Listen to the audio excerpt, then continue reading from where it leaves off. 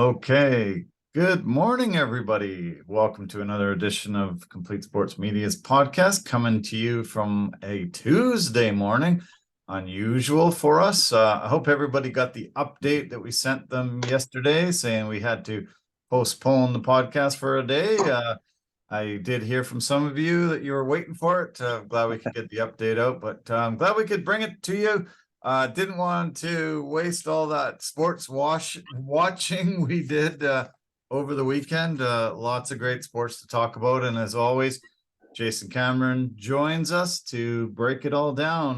Hey, busy, long weekend for you, I guess. Lots going on in your life. Yeah. Lots going on. Weekend was good. Was a friend's birthday. She had a great time. Good. We just met up over at her place, and obviously there was a good weekend of sports. Very good weekend of sports. Yeah, there was. Oh man. We had a Kentucky Derby party, which was a lot of fun. That was great. We put a bit of effort in. Lorraine put in the most effort, made this amazing Churchill down snack tray, and that seemed to be the biggest hit of the weekend. I love it when the ladies wear really fancy hats and the guys wear really nice clothes, and yeah, everybody has fun. Lots of winners too in our group. A lot of people walked away winning money, so that always makes people even that much more happy. You spend money, you buy food, you buy drinks, and you come, and then you walk out way ahead. That's always a great thing. Yeah, always a great thing. I saw your Instagram post of the snack tray that she made. It looked amazing. Looked absolutely amazing. Yeah, she does an incredible job. She did a really great one for the Super Bowl this year, and then yeah, when we knew we were going to be going to this party, I was like, okay, let's figure that out again. And yeah, it was awesome. Yeah, it was just the hit of the day and the weekend, and yeah, but it was fun. Great horse racing as always, and started the Triple Crown in a couple weeks. The Preakness happened, so I'm not sure if she's ambitious enough to do another snack tray, but yeah, I'm sure we're gonna have something going on for that too, so it'll be fun. Yeah, like look at all the sports that I was watching on the weekend. Kentucky Derby, lots of basketball playoffs, hockey playoffs, watch some baseball, watch some F1 from Miami, golf tournament, and UFC. We had some boxing. Canelo Alvarez was in action, and holy cow, just on and on and on. Incredible. Can't wait to break it down. I was ready and ready to go yesterday, but glad we could do it this morning. I'm off to play golf this afternoon, so nice to be able to fit it in and all these sports action that we got going on. Oh yeah, definitely did. And like you said, there was a lot of sports, and lots to break down. And let's get into it so that you can go off and play some golf. Yeah, okay. Sounds good. Okay, I'm pretty bummed out this morning. No enthusiasm because the Warriors blew their game last night. That was heartbreaking, heart-wrenching, all of the above. I was pretty shocked that a team that has been through so many playoff wars, has been four-time champion out of the past 8 years, 6 times to the final, have all these records, all these amazing playoff accomplishments, really didn't look like the team that had last night against the Lakers. Blew a game that they should have had, and now they find themselves on the brink of elimination, down 3-1 after a 104-101 loss yesterday that really put a big dagger in their heart. And yeah, they run the risk of getting knocked out by this 7th seed here. Yeah, no, they sure do. And the unfortunate part was they were, like you said, in control of that game. They were in control of that game, but they needed more. They needed more from certain people. Like Curry did what he could. He did his thing with 31. Yeah, 31 points, 10 rebounds, 14 assists. Triple double, yeah. Amazing. double. Yeah. But the guy that was disappointing was Klay Thompson. Yeah. When they needed Klay Thompson to be great in that game, and unfortunately he was not. No, he definitely couldn't deliver. He got one big three late, but was not on last night. They just couldn't get somebody to join the party and get those 20 points that they needed. It was brutal. Steve Kerr has been tinkering with this lineup quite a bit. He put Gary Payton the second in and tried to go with a small ball lineup. Seemed to be working for the most part. And Anthony Davis was able to get his points and really started dominating in that first half. And then somehow the Warriors made adjustments and figured out how to shut him down in the second half because he really wasn't doing much in that second half. But I don't even believe that I'm saying this, but Lonnie Walker the fourth came in and was the difference. He sort of came out of obscurity, out of nowhere, and was the reason why the Lakers won this game. He got 15 points, scored as many shots as the Warriors got in the whole fourth quarter. Was incredible, and a weapon that they should have been using, obviously, much earlier in the series. But I think it shocked everybody. No, it did, but I definitely was shocked because it kind of came out of nowhere. The unsung hero, Lonnie Walker. But he had a great game. The Lakers needed that from him to win. Oh. And unfortunately, the Warriors needed something like that from somebody else other than Stephen Curry to get the win, and they didn't get that. Yeah, this 15 points that Lonnie scored off the bench, there was the most points that they've got off the bench for the Lakers in 26 years. Last time was done by Kobe Bryant in his early career. Came off the bench, scored 15 points in a quarter, and a win over Utah in the playoffs exactly 26 years ago to the day. So nice to be able to hear some Kobe stuff come up when somebody goes off like this.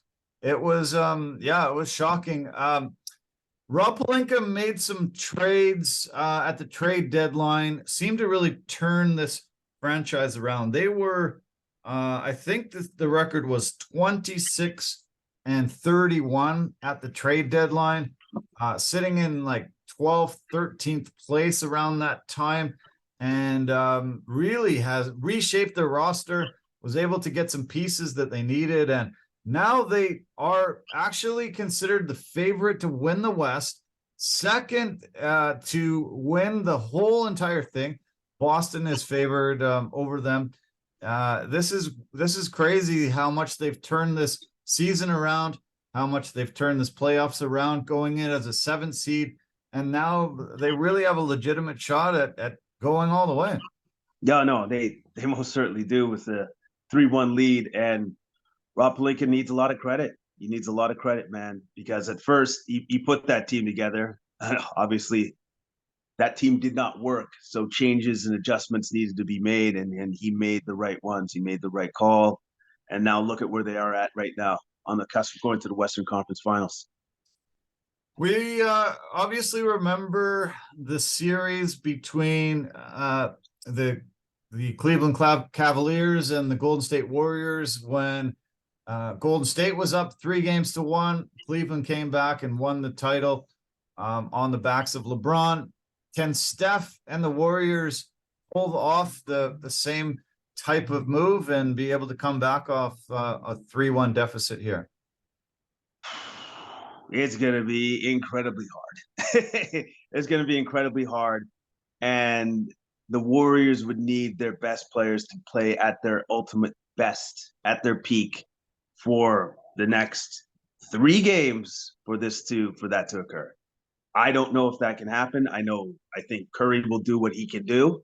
I think he's a lock, but the question mark would be like for Klay Thompson, and then for Andrew Wiggins, who's been actually pretty steady throughout this entirety of this playoffs, but he would actually have to bump up his scoring a bit for that to happen. Yeah. Jordan Poole. I almost want to puke when I say that name right now. I can't stand when he's in the game. I can't stand seeing him with the ball. He looks completely lost. He tries to rush at the hoop and mishandles it almost every time, throws up the craziest shots. Something's seriously wrong mentally with him, it seems like. And I did not foresee this in the playoffs. He's played good for them last season in the playoffs, was a big contributor, did a lot of great things in this regular season. But right now, he looks just so lost, and I don't even want him to play right now the way he's been playing. Well, Kerr has been limiting his minutes because he's just been ineffective.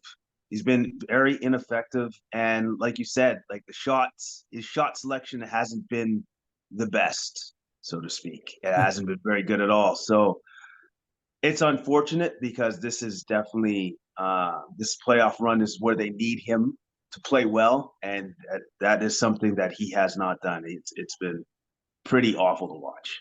Yeah. Obviously, he's letting Steph down and Steve Kerr down and the Warriors faithful, but who else is not living up to expectations and delivering when they should be? I mentioned, their successes over the last 8 years. This does not resemble this team that has just been able to steamroll through the playoffs and win a lot of titles and, get there. 6 out of the last 8 years they've been in the finals. This does not look like the same team. No, it doesn't. It doesn't look like the same team.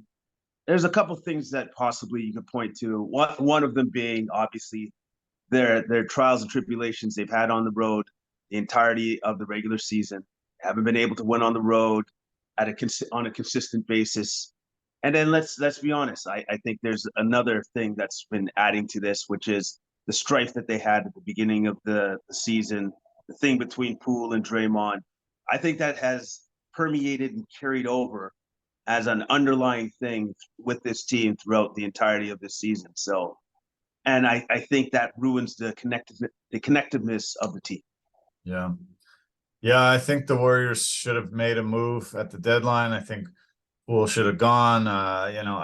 It seemed like water under the bridge for a while, but it seems like Poole's immaturity has really shown. He just does not seem to fit. I'm shocked at some of the things that Kerr's been doing. Jermichael Green came in and started a game earlier in this series, and last night he plays 2 minutes. He didn't play badly enough to, be that guy that's on the end of the bench. Really strange. I just don't know. Is he just grasping at straws and can't come up with answers?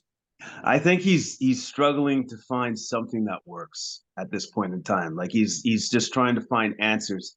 Somebody that will assist Curry and the starters to getting a win.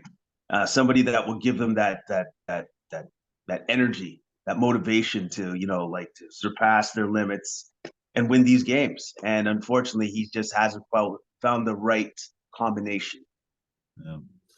Yeah. Anthony Davis played pretty impressively in the first half yesterday, but what happened to him in the second half? Why did they go away from him? Did the Warriors do something to shut him down? What changed? It just seemed like he was on an island by himself, down on the baseline. That whole second half didn't contribute at all. And if Lonnie Walker doesn't go off, they might lose this game. And then everybody's like blaming it on AD. And AD has had great game, bad game, great game, bad game, great game, bad game. You think yesterday in the first half, okay, he's finally broken that streak and had a decent game. And then they go away from him. They didn't seem to keep him involved in the offense at all yesterday. I found it very weird of Darvin Ham's plan. It worked out in the end, I guess, but strangely, he was, very dominant in that first half and then just non-existent in the second half. I think a little bit it had to do with the Warriors' defensive scheme and how they were trying to pay more attention to AD down low in the block. But I think another part of it was I don't believe the Lakers were just running enough plays for him so that he was integral to their offense. They just, for whatever reason, they stepped away from him. And I don't think that's something that they should do going forward. in the next couple of games. They need to be focused on making sure that he's involved in offense at all times, and Yeah. especially in the third and fourth quarter in the second half. Yeah, well, do you see the Warriors being able to push this 6-7, maybe even win this? I know we talked about winning is going to be really tough, but can they push it even farther than the next game? I think the Warriors, if they're at home, yeah, for this next game, yes, they can win that game. But it's just when they go back to LA, oof, that's going to be tough because again, like I said, just their road record is it's been absolutely horrendous. It's been horrible. Yeah. Golden State is 7-2 under Steve Kerr when facing elimination, 6-0 against the West. They've only lost those two series in the finals against the Raptors and the Cavs. And their playoff medal, everything that's gone into all these years and all this experience has to show now. Their backs are against the wall, and I'm just totally stunned that we're facing the Warriors are facing a 3-1 deficit. Numbers 7 seed. Warriors were only 6 seed, but 7 seed coming in on a play-in, and the Lakers look like they could go all the way. Obviously going to face a very tough opponent in Denver or Phoenix, whoever comes out of that series. But I think the Lakers are looking pretty formidable right now. No, the Lakers are looking great. They're looking fantastic, and LeBron has been leading the way as he always does. But the player that I've been very impressed with so far throughout the Lakers playoff run has been Austin Reeves. Austin Reeves has been playing lights out. Austin Reeves has actually been playing the way that we needed Jordan Poole to play. Yeah. You know what I mean? Like that's the way that Austin Reeves has been playing. Yeah. Also, D'Angelo Russell. This was an interesting stat I saw yesterday. D'Angelo Russell, when he scores 17 plus points, these playoffs, the Lakers are 6-0. Under 17, they were 0-3. They broke that yesterday. He only contributed 4 points, and I guess Lonnie Walker kind of took his position and was the reason why he was held down to 4 points, but they still got the win. I'm really bummed. Yeah, this sucks. Yesterday I was so hyped. Heat and the Heat and the Knicks. I was looking forward to that game. I'm looking forward to the Warriors. Looking forward to the Oilers game. Oilers lost. Warriors lost. Knicks lost. It was a really tough night for me. So bear with me. I don't have as good an enthusiasm as I normally would. But you and I are talking about going and watching this Warriors game on Wednesday. I guess we're gonna still do it. I'm glad they're still alive. As you said, they're going back home. Their fans are going to be in full throat, and I expect the Warriors to win this, push it to 6, and we'll have a much better night and a better day the next day than today. Yeah. I expected, just like you said, I expected to win at that home game, but the tough part is going to be the game 6. Yeah. Okay, let's switch to that other series that happened yesterday. Miami up 2-1 going into this game, and they were able to get the 109-101 win. Jimmy Butler was able to be the main catalyst again, getting them the victory. Now they have the 3-1 advantage in their series over the Knicks, and have New York on the brink. Going back to New York this game. But this is the first 8 seed to hold multiple 3-1 playoff series leads. And Miami's now the 3rd choice to win the East behind Boston and Philly. And Jimmy Buckets wasn't, a massive, wasn't super dynamic, but he was able to play really well, get Bam Adebayo his touches and his minutes, his points, and they hold the 3-1 lead and look like they're going to advance as well. One thing I love about Jimmy's game is that you just can't speed him up. He goes at his speed, and Yeah. he's just always in control. And you wouldn't think it, but then at the end of the game, he still ends the game with 27 points, 6 rebounds, 10 assists, super efficient, highly efficient. Yeah. And the Heat just keep finding ways to win. It just like they're doing this without one of the best players in Tyler Hero. They're doing this without him, and I just find that just absolutely remarkable that they're able to do this. Yeah, they're on a roll and playing so well. In game 3, their defense was just so incredibly solid. Their defense was really good again last night, holding a team down to 101 points in this day and age is a big thing. 86 points they only gave up last game, and they're getting that contribution from all comers. They're really getting buy-in from Spoelstra and playing really good defense, stifling the Knicks at every corner. Yeah. You know what? And that's part of the Heat culture, is just lockdown defense, and they're locking down the Knicks. It's been very tough for the Knicks sometimes even to get into their offensive sets. Like even with the wizardry of Jalen Brunson, who again very good, 32 points, Yeah. 11 assists. I swear he hit that corner 3, and it seemed like it brushed against the top of the backboard Yeah, and came off, and still went in. still went in. And I'm like, oh wow, that's okay, that's impressive. But yeah, the Heat are just keep finding a way, just keep finding ways to win. Julius Randle, has been criticized a lot. He's averaging 10 less points a game in the playoffs than he did in the regular season. His field goal percentage is down. Everything's down. Rebounds, everything. Contributed pretty well last night. But after the game, in the press conference, he said it seemed like they wanted it more. And, he has been one of the biggest focal points for why the Knicks aren't having success in the series. Should he be looking in the mirror when he's saying that kind of thing, that they wanted it more? I think they all should be looking in the mirror.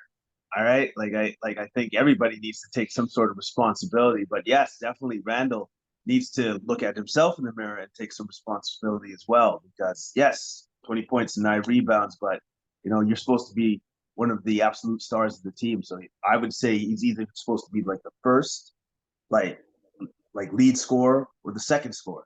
And then that person was actually RJ Barrett, who actually had a great game, 24 points, 4 rebounds. He had a great game. But I still believe that Randall's been still being bothered by that injury. I think he's being slowed by it. I think it's affecting him. I think it's affecting his mental mind state. And that's why he's not being able to give the Knicks what they actually need. Yeah. I've been disappointed with a few of the Knicks. Mitchell Robinson, he was really dominant early in these playoffs, especially rebounding. He was really good defensively. They decided to play him only 13 minutes last night. He played pretty good, 33 minutes, but really not contributing, getting much on the boards. Josh Hart, there's been games after they acquired him at the trade deadline. He's been really big contributor. Just did not step up in this one. They're just not getting a full contribution from their entire roster. Yeah, and that's been the problem. Like they're just not getting enough from their roster. They're not getting enough from their bench. They're not just getting that support and help that like the stars need, which is in Brunson and Randall. And with the fact it's being compounded with the fact that Randall is just not playing up to the expectations that you think he would have had leading into the playoffs. Yeah, I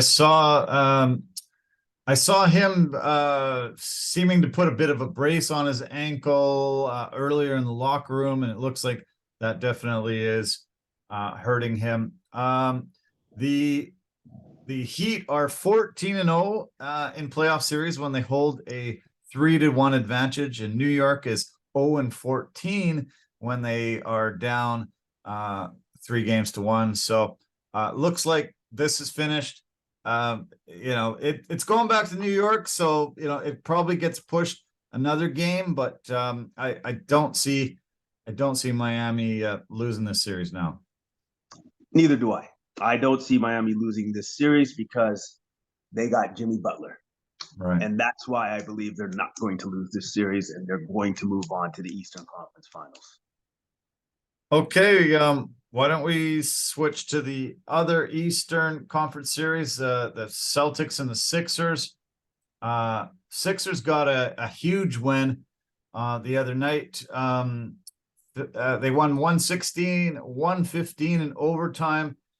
James Harden was huge again, and really stepped up, made this 2-2 series, and best of three going forward.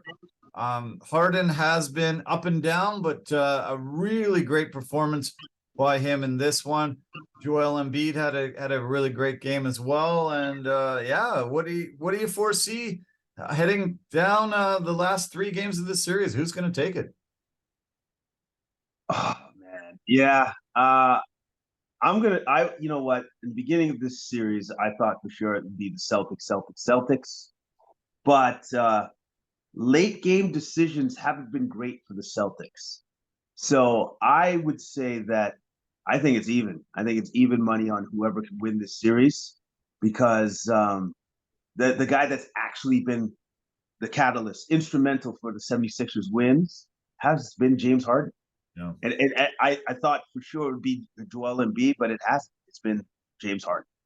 James Harden has played out of his mind for these two wins, out of his mind. And the thing that bothered me at the end of the game, all right, like where it's an overtime, it's last 10 or 20 seconds or whatever it was, Joe Mazzulla didn't call a timeout to run a play.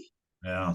He just let him play. Yeah. I understand that sometimes. That happened at the end of the fourth and in overtime.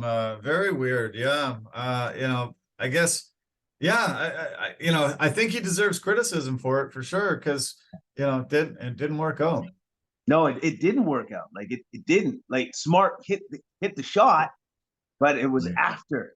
So that's not going to help you at all. So yeah, that's a question mark for me. That's a question mark for me on why didn't he call timeout so he could run a play. Yeah, well, I think Doc Rivers definitely holds a massive advantage in the coaching realm there. With Udoka leaving, Mazzulla having to come in as a rookie coach, has done a great job, but I think he made some mistakes down the stretch there. And I don't think it even goes into overtime if the referees blow the whistle when Tatum pushes off on Maxey to get that shot. To me, that was super blatantly obvious and should have been called, and we don't even see overtime then. It was egregious. That was a full extension of his arm to shake off his defender. You shook him off, he waved him off, hits the shot. It's a huge shot, but at the same time, it's like the defender has a right to his space. You can't just push him away like that. So yeah. I understand sometimes with the refs saying, there's going to be some physicality. It's the playoffs. We're going to let them play, but that's a little much. Yeah, that was bad. Yeah, I didn't like it at all. That was pretty bad. I do have to offer a bit of an apology to James Harden. Criticized him a lot this year. We criticized him in this podcast a couple weeks ago when we were saying, what did he do going to Vegas? Really wasn't making himself prepared, wasn't being a good teammate. Comes out, has a few incredible games in this series and is playing really well. And then does a really amazing thing. Brings in a shooting victim, John Howe, to the game. He gives him his shoes, gives him a great seat, says he's going to fly him out to the rest of the games going forward. Really a selfless act and a really great move for a guy that's gone through a terrible tragedy and has been paralyzed from a shooting incident that happened at his school. And really good to see somebody doing this and really giving this guy something to look forward to. And as he's recovering from this, this is his favorite player, giving him his shoes, being his guest is pretty cool to see. It's actually awesome. It's awesome. It's heartwarming. That's the word I want to use there. It's heartwarming to see that sometimes you forget that these professionals are people too. They have the ability for empathy, and this was something unexpected. I would never have expected Harden to go that far for this person that he's never met before. But I think it's very cool that he did. Yeah. You and I had lunch last week, and we were just chatting away, and I don't remember where the conversation started, but you offered up a statistic that you had heard that sometime in, I think it was March or April, you said you had heard there had been 132 mass shootings in the US. Am I accurate in saying that? What are the numbers you remember? Yeah. It was like by first week of April, the second week of April, it was about 130 to 131 mass shootings already. Jeez. That had happened in the United States. And you kind of look at that and you think to yourself, how could it be that high? We're barely into 4 months of the year, and you have that many mass shootings in your country. It's almost, well, it's not almost, like it is. They're super desensitized to it now. It's just like, it's just a part of life. And I don't think that should ever be a part of life. That should never be a part of life where you just accept the fact that if my kids go to school, they may not come home. No. Are you kidding me? Is that like that's basically what the American people are saying? It's like, wow, it could happen. Yeah. That's horrible. That's horrible, man. Right after you said that, I just thought to myself, these aren't exclusively school shootings. These are shootings that happen to people at theaters, at church, at the shopping mall, at restaurants. They're happening just everywhere. And I was looking around. We're on a nice patio, enjoying sunshine, enjoying some friends, social time, having a drink, having a bite to eat. And, if you're in the US, you got to look around and wonder, could I be shot here? That's got to feel bad. It's got to give people PTSD. It's got to affect life every day, doesn't it? Yeah, no, I absolutely. You're absolutely right. Like it does happen everywhere in the US. And yes, to think that you'd actually have to look over your shoulder when you're just like, enjoying life, that's not a great feeling. It's not a great feeling at all. This is not exclusively in the US. I'm not trying to, get political here and talk about, this just American thing. I think it was a week ago or so, in Belgrade, Serbia, there was a mass shooting at a school. I think 8 people lost their lives, kids and a security guard. Luka Doncic decided to use money from his foundation to help these victims and contribute money to everyone there trying to overcome this. This does happen around the world, but not at the same scale as the American people and in the US. And it's it's really sad to have to turn on the news on a daily, weekly basis and have to talk about this, hear about this. You and I talked about one, I think, last week where it was, that's what started the conversation. There was a shooting at Atlanta in the downtown of Atlanta, and the NBA inside the NBA crew got locked down and had to lock down in place until they found the shooter. So this is something that we don't want to talk about. We don't want to have to deal with. But things have to change. This just can't keep going on, can it? Just on and on and on and on. And it's just you said desensitized. How do you get desensitized to it? It's insane that it's just happening all the time, and something that regular people have to deal with. We're not at war with anybody. This isn't something that is happening in Ukraine, Russia against Ukraine here. This is just regular everyday life, just walking around, just doing your your thing, and you're close. You're close to shootings all over the place. It just doesn't seem right. No, it doesn't seem right.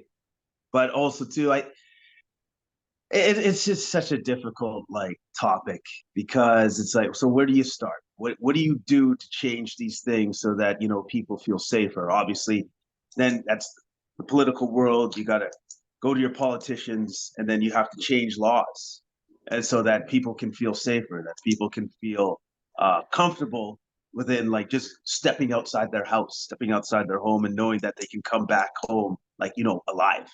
Yeah. So it it starts there, and like you said, U.S. most egregious, and then it just kind of permeates throughout after that. So politicians need to step up and need to address these problems and then find solutions.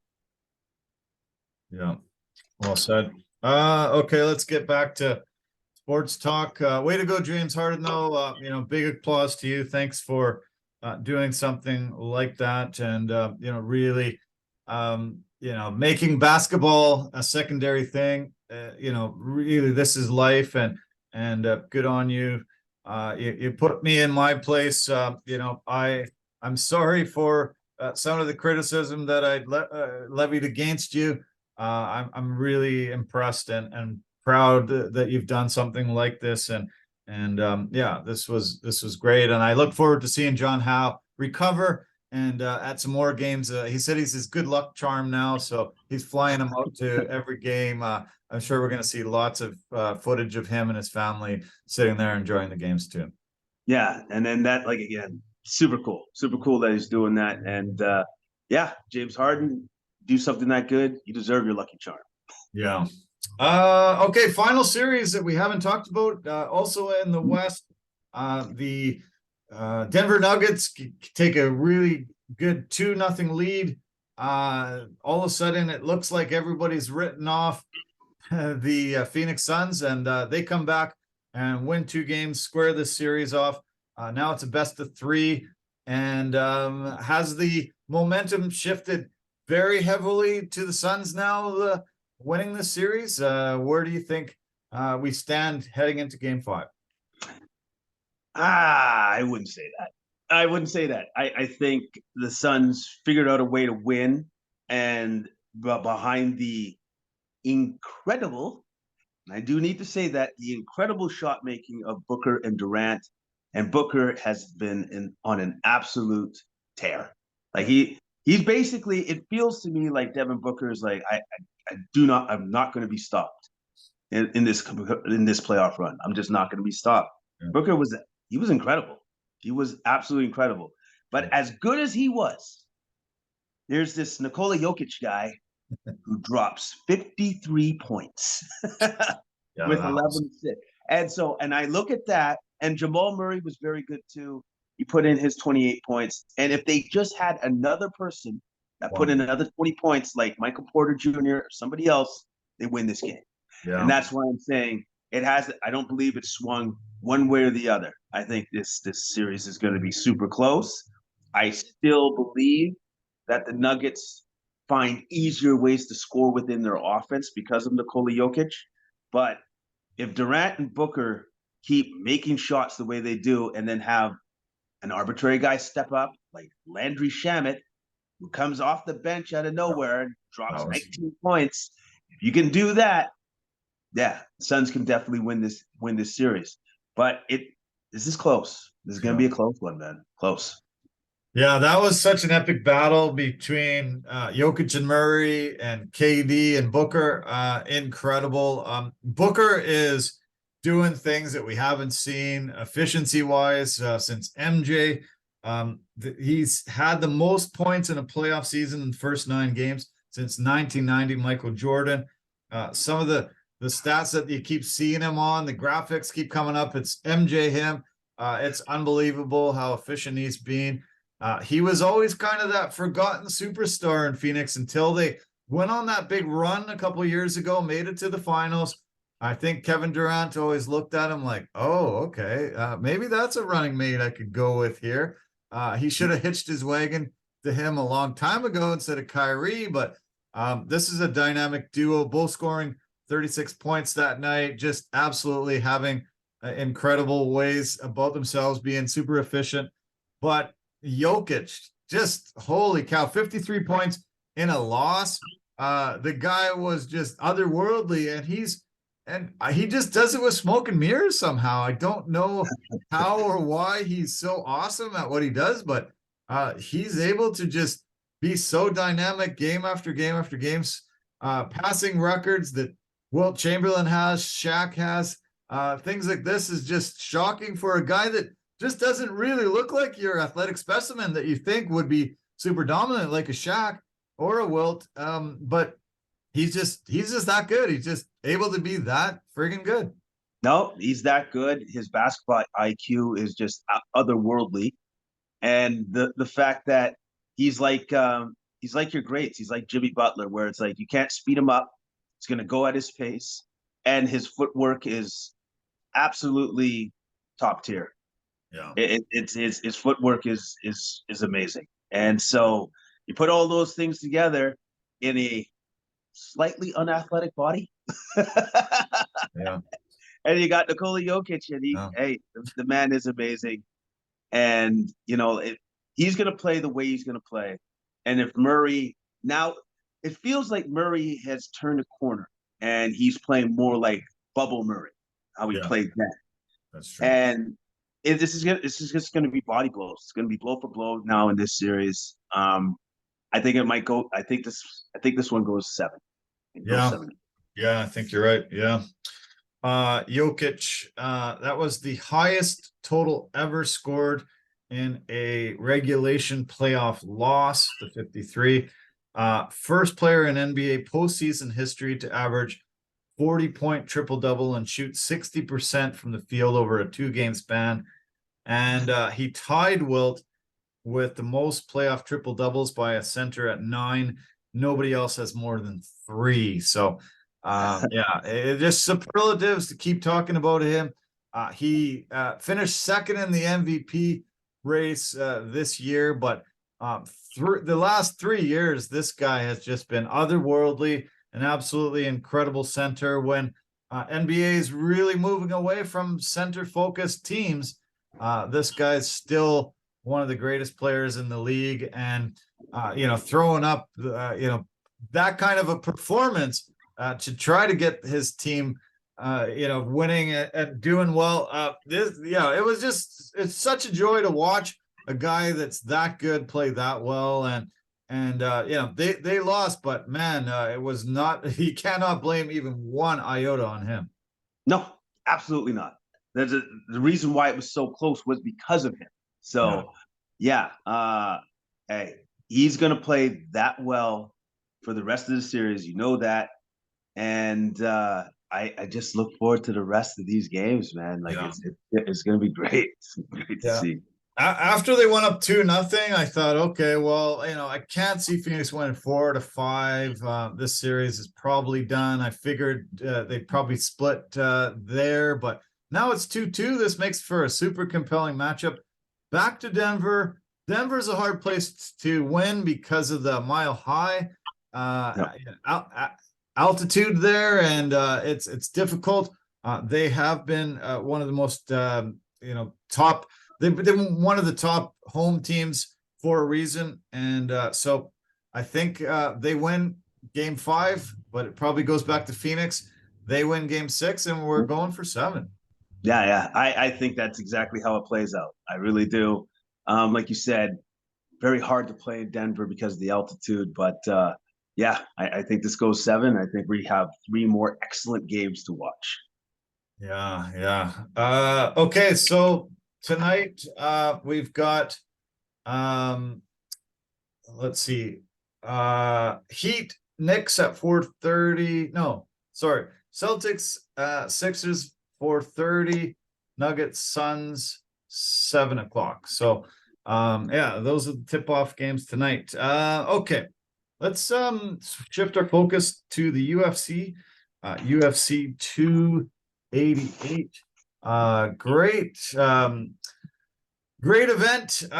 We had a title fight that was much anticipated, a bantamweight battle. Aljimain Sterling against Henry Cejudo. Henry coming off a 3-year hiatus retirement, and Aljimain Sterling in that time becoming the dominant champion. And once it went to the judges' scorecards, becomes a split decision, which surprised me a bit, but Aljimain Sterling remains the champion. Maybe has retired Henry Cejudo again. I predicted that he would. This was a very tough battle, very close fight, but in my opinion, the right just decision, and Aljimain Sterling remains the champion. Yeah, I agree with you. Super competitive fights. I thought Sterling was once again very creative with his kicking game. That's his go-to. That's his bread and butter. I thought that he was really great at chopping away at Cejudo's lead leg with the calf kicks and the leg kicks and such. The one thing I didn't like, and it was brought up in the corner work of Aljo's corner, was that sometimes he would dive. He wouldn't do setups properly to try to go for his takedowns. Right. So he'd dive for Cejudo's legs, and Cejudo would sprawl and stuff him. Yeah. And it was never a good visual of seeing him just on all fours, not doing anything. True. Because it just showed Cejudo's dominance in that position and his control in that position. And I love the fact that his cornerman said, "Stop doing that. Doesn't look good." Right. Yeah. Yeah, that was strange. He was not trying to set them up when he went for them. He went for about a dozen takedowns, landed about only three or four, and it was a bad visual. Cejudo usually got a bit of a guillotine choke and was trying, being able to get some dominant positions there. But other than that, I thought that Aljimain had a great game plan. Was able to keep him at distance with his kicks and with his jabs, and was able to even when he did get those takedowns, was able to get to the back, was able to dominate and really force some submissions on him, and really dispatch a guy that everybody said really could give him trouble and might be able to take his belt away. Good on Aljo for doing it, and remains the champion, and looks like he will face Sean O'Malley next. They decided to do a WWE type of a thing and bring him into the cage, and it stirred up a little bit of controversy there. What'd you think of them bringing in his next opponent right away like that? Sometimes it works, sometimes it doesn't. I was on the fence of whether it should be Sean O'Malley or not, to be honest with you. I still kind of am.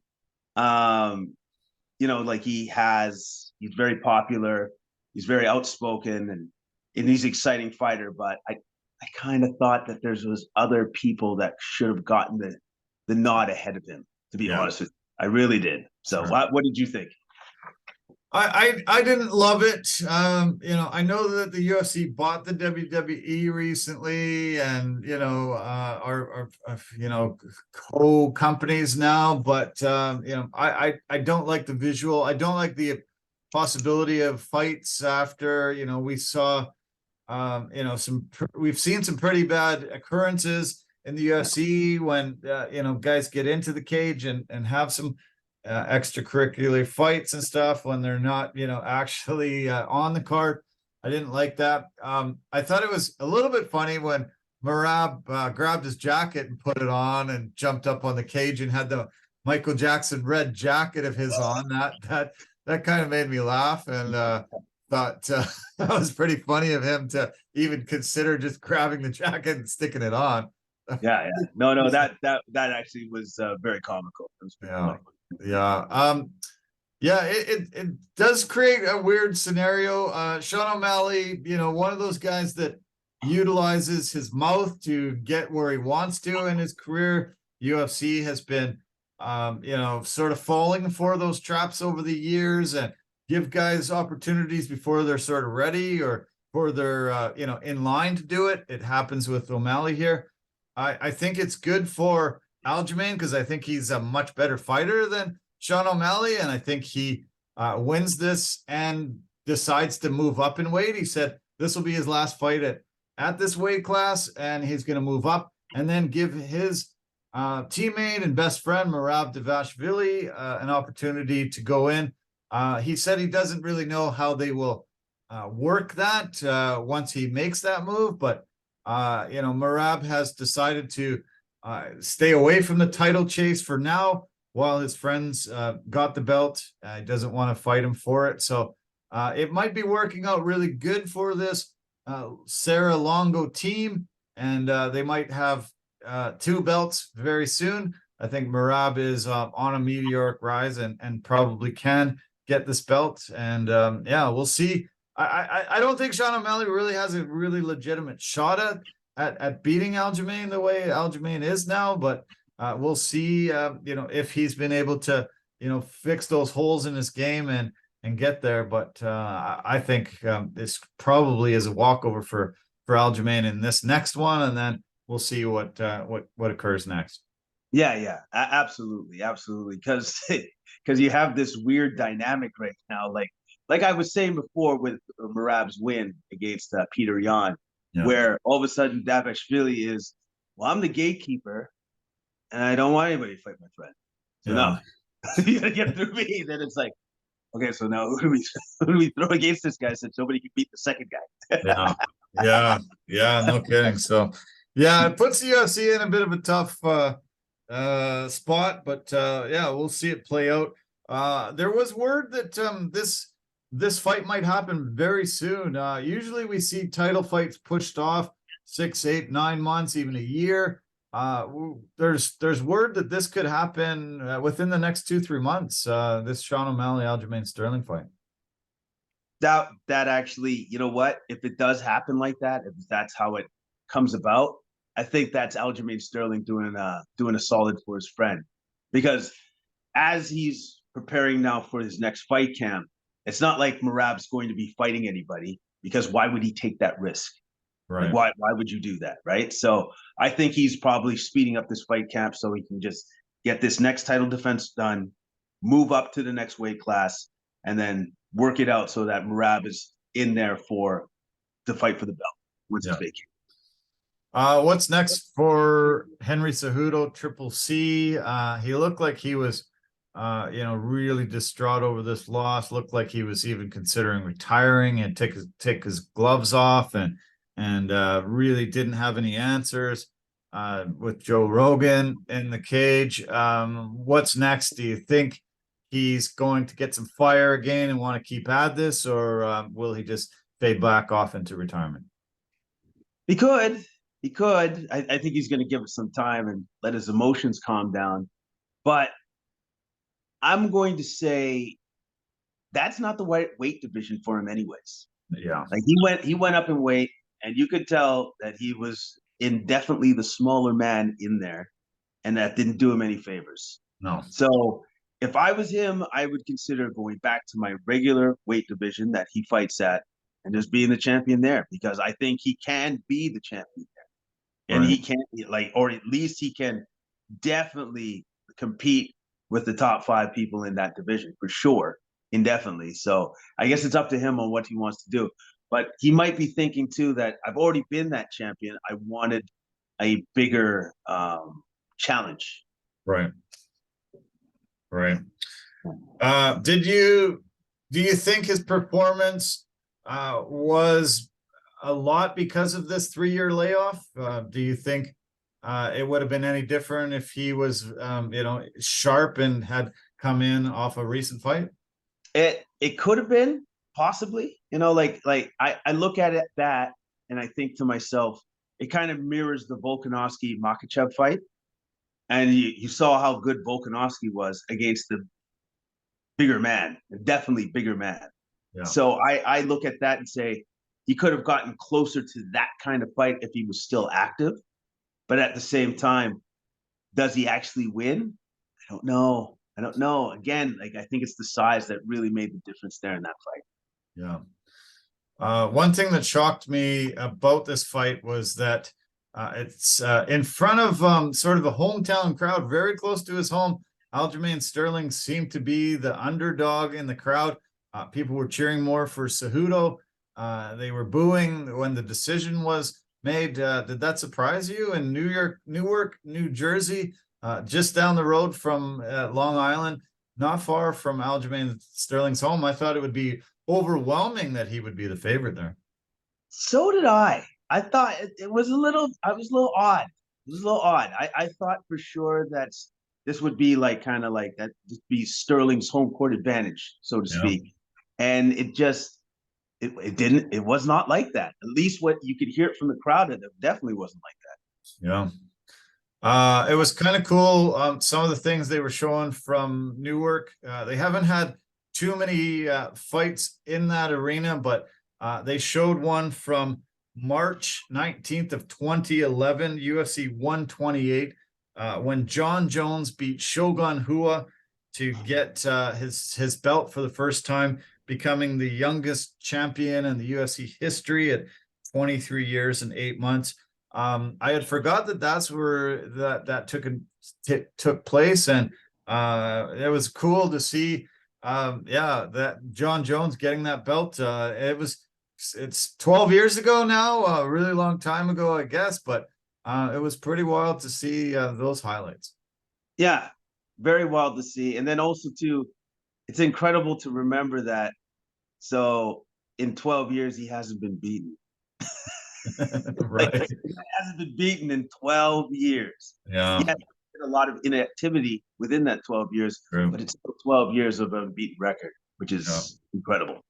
Very incredible. Yeah. Yeah. Neat. I like that arena. I've been there a few times, and yeah, it was good to seeing them back there. I have a few memories of that arena, and yeah, it was cool. Good turnout. There was some New York fighters in the crowd, and or on the docket, and the crowd was very appreciative. I'm just very shocked that Cejudo got seeming to be more of the crowd behind him than Aljimain got. So, okay, the co-main event was a dud. Boring. I guess Gilbert Burns had some type of shoulder injury early on, was not able to throw his left hand, really wasn't able to contribute a lot to it, and it really led to a very, very boring fight. I was super looking forward to this one. This was a title contender fight. The UFC had said whoever wins this one is going to get a shot at the champ. And so I thought, we would see just the best of the best out of these two guys. But it really was unfortunate that it looked like Burns was hurt early on and just really couldn't give a good performance. No, he was missing one of his weapons, which was his left arm. And you could tell when he went back to the corner. I think that was after even the first round. He basically said he couldn't throw it. Yeah. I can't throw my left. And Muhammad finally keyed in on it. Like I think at the fourth round or something like that. End of the third, beginning of the fourth or something. Then you started to key on it a little bit more. But the one thing that Muhammad was great at is one weapon: left leg kick to the body. He landed that shot over and over and over again throughout the majority of that fight. You could tell that it was obviously affecting Gilbert because he kept lowering his arm lower and lower to block that kick. And again, like you said, it was unfortunate because Burns was hurt. And Joe Rogan actually made a good comment on the fact that maybe his turnaround between like these high-level fights of him fighting Masvidal and then a couple months later fighting Muhammad was too quick.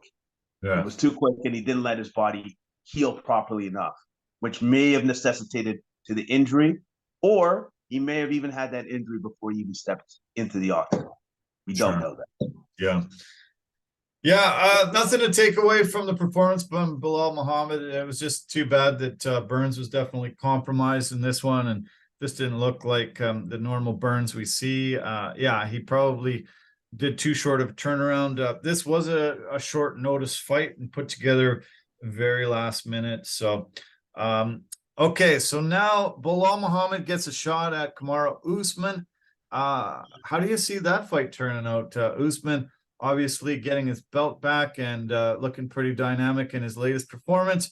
Yeah, do you think Muhammad has a legitimate shot against Kamaru? I think he does. I think he does. I think Usman was. I don't know. I don't know. I won't want. I don't know if I want to say that his confidence has been rattled because of his loss to Edwards. I don't know if I want to say it like that, but I think Muhammad can take away from that Edwards win over Usman twice things that he can utilize to beat Kamaru. Right. Because now you know that he is beatable, right? And you have that confidence going into it now. So I think definitely Muhammad is going to try to keep his distance away from Usman so that he can't utilize his grappling as effective. But the one thing about Bilal Muhammad is his takedown defense is absolutely stellar.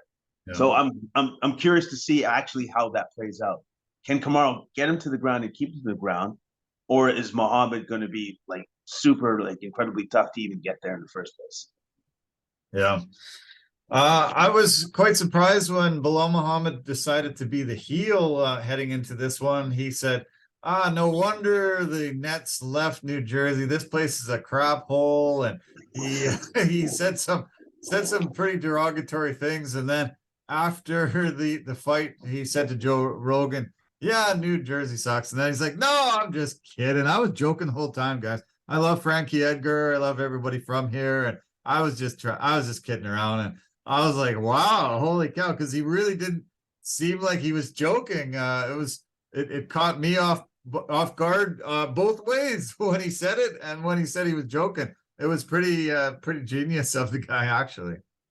Yeah, it was. And again, it's just another way, it's kind of a different way, but another way to hype the fight, where it's like you come in and everybody's like, oh, we hate you, Bilal, we hate you. And you're just like, more, I need this. And then, and so for some fighters, they actually need that. They need that to get them going, where it's just like, okay, so this is going to be a great uphill battle. This is actually what I need. Yeah, some fighters do need that, and it seemed to spur him on and give a great performance. Always really liked his nickname, Remember the Name, and he's getting to the point where everybody's going to remember Bilal Muhammad's name, especially if he can dethrone Kamaru Usman and take this belt. He is on an incredible winning streak and fighting really, really well. And I didn't see this from him earlier in his career. He's really surprised me. He is definitely a legitimate contender, I think. Yeah, no, he definitely is. He most certainly is. And I'm looking forward to the fight. Again, styles make fights. Yeah. And it's definitely going to be his takedown defense. Versus that. So yeah. Okay, so that was a title contender fight. This one here was also a title contender fight, the women's strawweight fight between Yan Xiaonan and Jessica Andrade. Yan has really solidified a really great possibility of an all-Chinese title fight in China. We could see Weili Zhang against Yan Xiaonan. This would be such a coup for the UFC, being able to go to China, having a belt on the line, the two best Chinese fighters in the UFC, and this is shaping up really well. Incredible performance by her, beating a super tough girl in Jessica Andrade.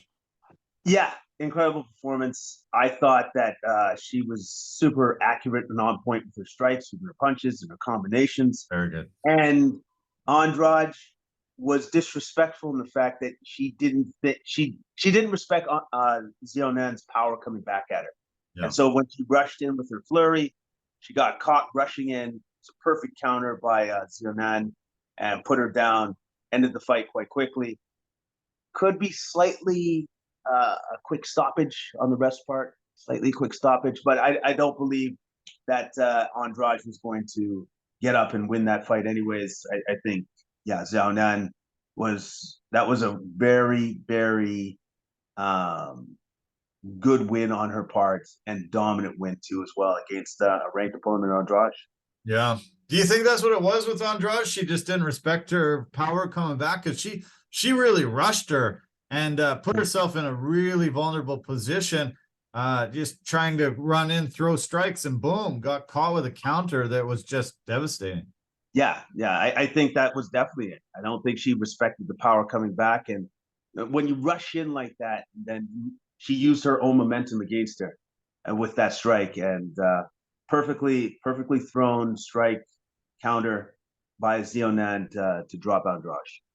I'm shocked at how many top level fighters still throw looping punches, where a straight punch is obviously going to, do the most damage, because there's an opening there. There always will be. You really can't put your hands in front of your face very often and not get shots. I'm amazed. Andrade just kept throwing looping as she's coming in, and she's wide open for that shot. Yeah, no, she is wide open for that shot. And then also too, like, you throw in the hooks, because like the hooks, you can generate so much power in that. And I understand, especially with the way that Andrade fights. But again, like you said, you leave yourself open. And then she got caught. Yeah, well, you're right on the accuracy thing. Very impressive from Yan.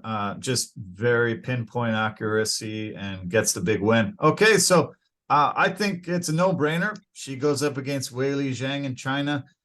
Do you think she has a shot there? Weili is a next level, really. It's gonna be good. It's gonna be a good fight. I personally would still go with Weili Zhang. She's incredibly skilled, great champion. Zhao Nan has a chance, but the more thing I'm actually more looking forward to is the fact that UFC going to China and putting it on there with these two fantastic fighters. Like that's a big deal. It's a huge deal. So yeah. I think it'll be. I think it's smart. I think there's a lot of Chinese fighters, men and women, and I think it'll be just a massive draw. And I think it's something that the UFC should make happen. And I think, it could be one of the biggest fight cards in the history of the organization. So I'm hoping they can put it together soon, and we get to see it. Okay, so let's do something with this next fight. You lead the way. You become me. I become you.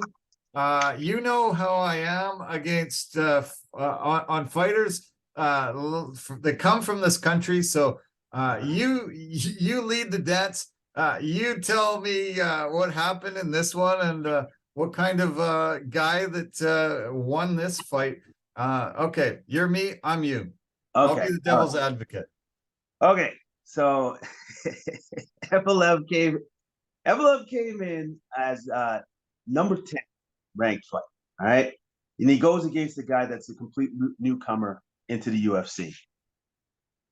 What I was impressed by with Evelev is the fact that he stayed the course. He stayed the course with his wrestling, and the fact that Lopez was extremely dangerous pretty much in every aspect. If it wasn't like in the striking, it was definitely on the ground. He came super close with a lot of different submissions. What did you think of Lopez's of him coming up and challenging Evelev, and then just how he did in the fight? What blew me away was this was his UFC debut. Don't know much about him, but he comes in as a massive underdog in this one. Nobody gave him a chance. A lot of people were actually ducking Evloev and did not want to fight him, because he is undefeated and really looking unbeatable. And he came super close to finishing him on multiple occasions in this fight. And really, I think, probably rose his stock up on a loss like I haven't seen in a very long time. This was, I think both of them put on incredible performance. And Evloev was supposed to be the guy that easily won this, but it was not the case. Diego Lopez should be very proud of his performance coming in and almost taking out the undefeated Evloev. It was very, very, very impressive. It was super impressive. Like in the first round, he almost had him in the arm bar. Then he almost had him in the Kimura lock. And then even at the end of the fight, he almost had him in the leg lock, in the D-bar, right? Yeah. So there was many times where Lopez almost had Evloev.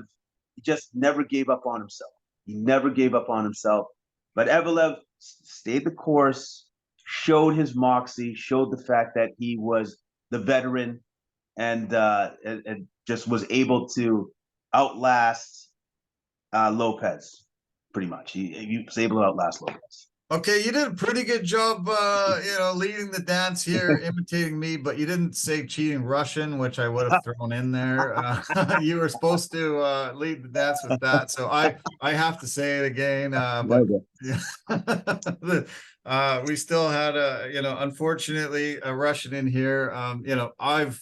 I've said all Russians should be banned from any athletic competition. I said sport washing at the beginning of this and made a mistake. It is sport washing and it's still happening. Don't want to see it. So, get rid of all the Russians. But, if we have to see him, we got to talk about him, I guess.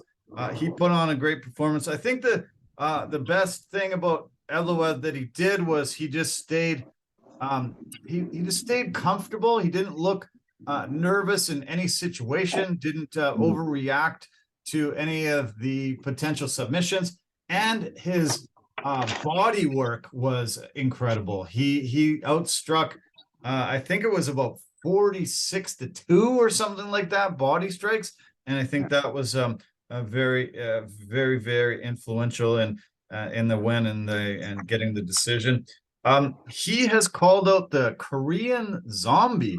That was quite shocking of a call out, and why wouldn't the UFC want to do something like that? That actually that's a good matchup. That would be actually a very good matchup, and that's a fight that I'd actually want to see. I really I definitely want to see that fight. That's a good call out. I'm going to give him that. That's a good call out. I forgot to mention this in the Bilal Muhammad fight, but I can mention it here. Both these fighters are just fresh off of Ramadan, where they have to fast during the daylight hours. And both of them really said that it does make them weaker. It does contribute to a loss of stamina and energy. But both of them stated that that's a religion and they have to do it. It's crazy that the UFC doesn't take that into account and push the fights 1 month before or 1 month after, or just putting them in such a compromising position. I don't think it's very smart for the UFC to do this, and I think going forward the matchmakers should change the schedule so we're not seeing guys so compromised, not only from their weight cut, but from having to go through this Ramadan. Yeah. No, I completely agree with you on that. Even though you would never be able to tell. Those guys' gas tanks, even though they went through all of that, was absolutely stellar. None of that they did. You could not you wouldn't be able to tell. Right. They didn't slow down, not once. But yes, the UFC should be a little bit more sensitive to that and make sure that they don't have to fight during that time. Evloev now has the second longest win streak in the UFC at 6. Volkanovski is 10 in that division. So, but Evloev, number 10 should be moving up, even though he just fought a guy on his UFC debut. Let's hope we'll hear about him and the Korean Zombie soon. The fight that kicked off the main card was Canadian Charles Air Jourdain out of Quebec, fighting one of the Gracies. Always awesome to see one of the Gracies, the pioneers of the sport, the guys that did start it all, brought the UFC to the American public and into the mainstream. And Kron is the son of Hickson and grandson of Aljo, one of the co-founders of the UFC. And he comes in, not a well-rounded fighter, just really a guy that you do not want to go to the ground with. Submission specialist, Brazilian jiu-jitsu. I think they said 9th degree black belt, something crazy like that. This was a one-sided fight because Jourdain was able to stop the takedowns and having to go to the ground with this guy, getting the victory. If Kron wants to have a decorated UFC career and going forward, he will have to learn the striking game as well, and being able to figure out how to get these takedowns against a guy that's dynamic like Jourdain, has great movement. This was definitely a one-sided fight, in my opinion, though. Yeah, it was a super one-sided fight because we kind of haven't seen a fight like this in a long time. Like No. these kind of fighters are being phased out because like if you don't have the complete package, then you can't fight here. Yeah. You just can't fight here. And it was just never more put on display than in this fight, where Gracie just didn't throw any strikes really. Didn't throw anything. He kind of tried to pull his way in or pull guard every single time. Yes. There was no proper trips. There was no judo throws. There were just no grappling or trying to turn the pike to get him to the mat. Like just none of that. There was just absolutely none of that. And the thing that I loved about Jourdain's game was hands so fast, great combinations. Didn't throw kicks, which was smart because he was afraid of being taken down. And then when Kron did pull guard, took him down to the mat, Jourdain stalled him out by just keeping everything tight. And then once he had his opportunity to stand up, he stood up immediately, and they continued to get on the feet. Gracie, I think, was at a loss because whenever you do the butt scoot towards your opponent, that's when you're literally have said to yourself, I'm out of options here. Yeah, he just almost had given up because he could not get the fight to the ground where he wanted it to, and could not keep it there. When he pulled guard, he was still on a disadvantage. You were right that the striking of Jourdain, it was just so accurate, crisp, really kept Kron at a distance. And this was Jourdain's best performance. And it was against a lesser opponent, but still, I can see his mixed martial arts repertoire evolving to a point where he's going to be dangerous going forward. And luckily he didn't lose this by getting caught in a submission, and because these guys are very dangerous. But as I said, super one-sided fight. We do not see this very much anymore because UFC tries to make sure a guy is super well-rounded before giving him a shot. Kron had been out of action for a couple years. I think some injury troubles and things like that. So he's better go back to the drawing board, learn the striking game if he wants to have a UFC career going forward. He's one of the best submission fighters in the history of that sport, and has very decorated, but needs to get well-rounded going forward. Oh yeah, no, absolutely. Like if he wants to be at the top of the division, fight the best of the best, you need a striking game. Period. Yeah. Okay.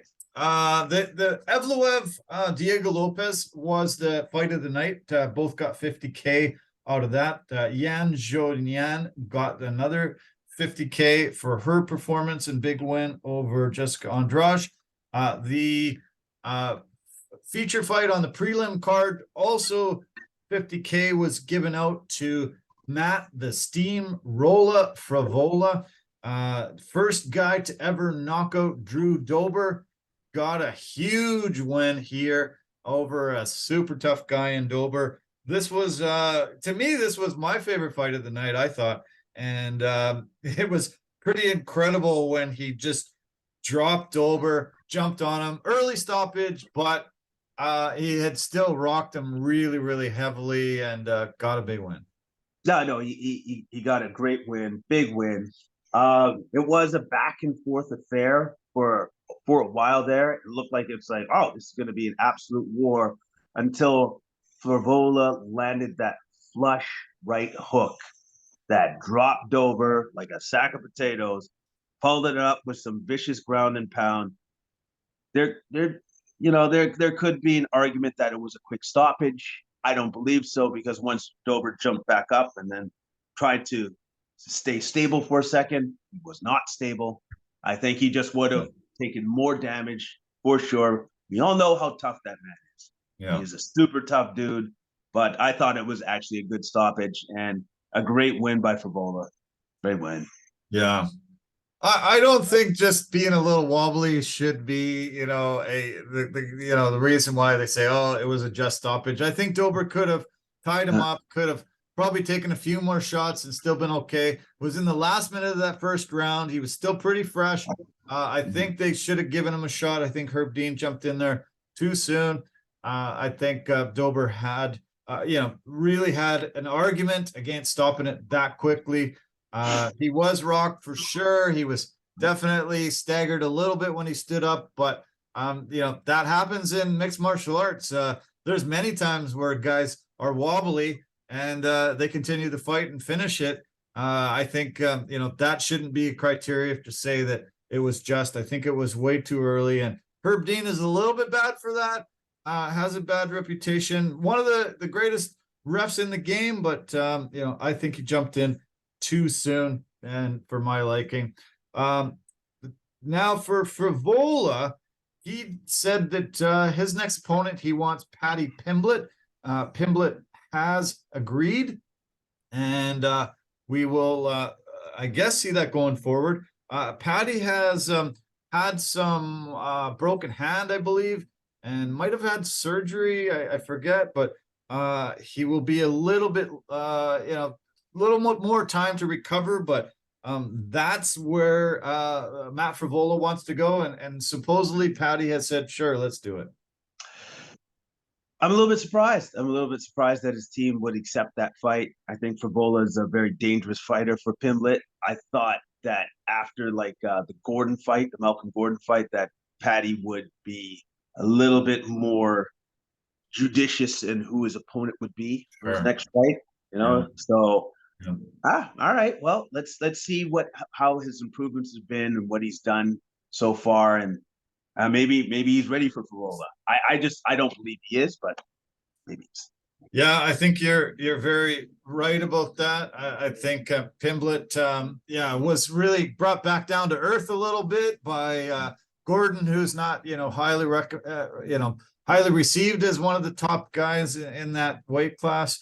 I think Favola should beat Pimblett. If Pimblett doesn't evolve over the last time since we've seen him, I think Favola steamrolls over him and gets the win. But we'll see if the UFC decides that. I think the UFC is going to play a little bit cautious with Pimblett. I think they think that he's kind of Conor McGregor 2.0, and I think they're going to sort of just step him up in competition a little bit, not really jump him up that much. And I think it would be surprising if the matchmakers made this fight.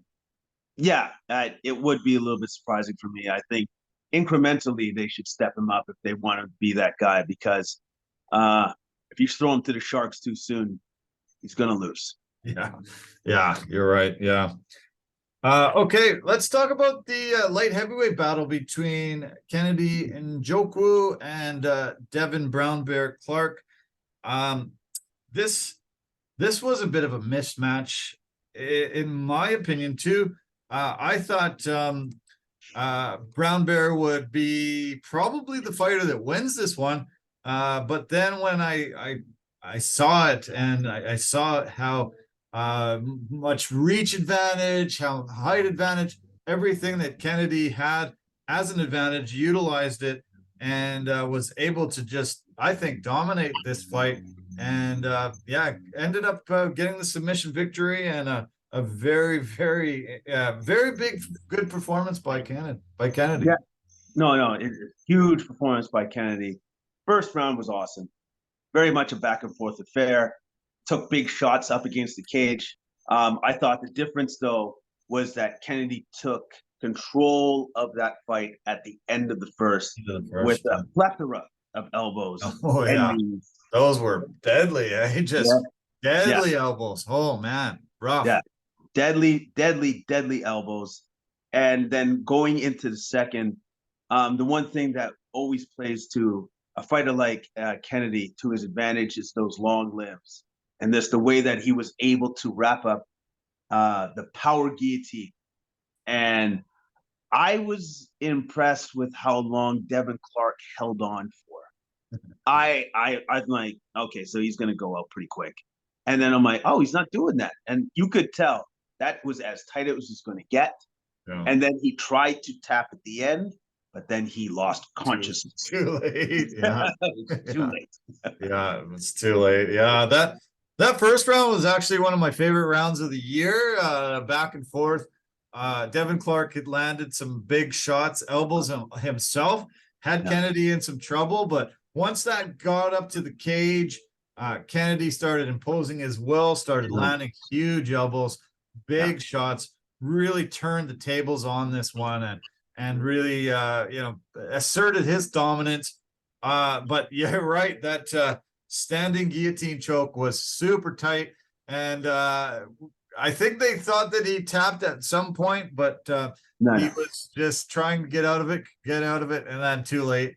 He was unconscious, dropped to the canvas, and that was it. It was nice to see him be able to win, dedicate this fight to his mom. His mom had ALS and unfortunately lost her battle recently. He was quite emotional with it, and is something that is very tough to go through. Great that he got his hand raised and can move forward. 3-fight win streak, and now he's very legitimate contender in this light heavyweight division. No, he's definitely a contender in the division, and I just look forward to seeing what the young man does next in his next couple of fights here, and see if he can get into the top 15. Yeah, let's hope. Yeah. Okay, talk about the Chaos Williams decision victory. It was a pretty good performance. I thought Bedoya ended up winning that third round. I was rooting for Chaos, but I was really just not impressed with his stiffness, his lunging for punches. He just didn't seem comfortable in there. For a newcomer like Rolando Bedoya, he looked way more fluid in there, way more comfortable. I like Chaos Williams, but something was off in his performance. He looked stiff as heck. He gets the win, but he needs to make it more fluid, make it more comfortable in there. He didn't look good, and I think if he faces somebody higher up in competition, he's in real trouble. No, he's absolutely in real trouble because Bedoya showed some cracks in the armor, so to speak.